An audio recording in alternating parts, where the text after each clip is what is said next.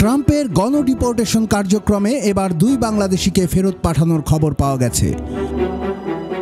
এদের মধ্যে একজন স্টুডেন্ট ভিসায় আসা শিক্ষার্থী ও অপরজন আইসিইর ডিটেনশনে থাকা 35 বছর বয়সী এক ব্যক্তি। গত সপ্তাহে জেএফকে এয়ারপোর্ট থেকে একটি ফ্লাইটে তাদের বাংলাদেশে ফেরত পাঠানো হয়। নিউ ইয়র্ক সিটির একটি ল অফিসের সূত্রে জানা যায় 35 বছর বয়সী ওই বাংলাদেশি আনডকুমেন্টেড অবস্থায় ছিলেন।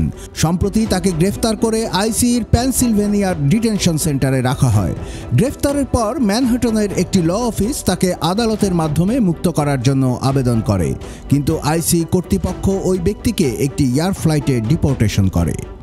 ওই ব্যক্তির এক স্বজন তার ও ডিপোর্টেশন প্রাপ্ত ব্যক্তির নাম প্রকাশ না করার শর্তে বলেন তিনি এদেশে রাজনৈতিক আশ্রয় প্রার্থনা করেছিলেন, কিন্তু কোন রুট দিয়ে আমেরিকায় প্রবেশ করেছিলেন সেটির প্রমাণপত্র না থাকায় এদেশে আনডকুমেন্টেড অবস্থায় ছিলেন বেশ কয়েক বছর। জটিল রোগে আক্রান্ত হয়ে এদেশে চিকিৎসাও নিয়েছিলেন ওই ব্যক্তি।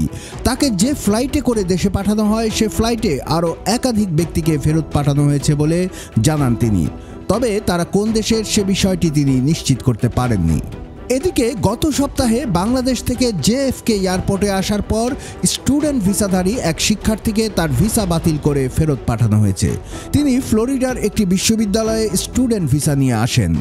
এর আগে গত মাসে স্টুডেন্ট ভিসা শর্ত লঙ্ঘনের অভিযোগে 3 বাংলাদেশি শিক্ষার্থীকে দেশে ফেরত পাঠানোর খবর পাওয়া গিয়েছিল।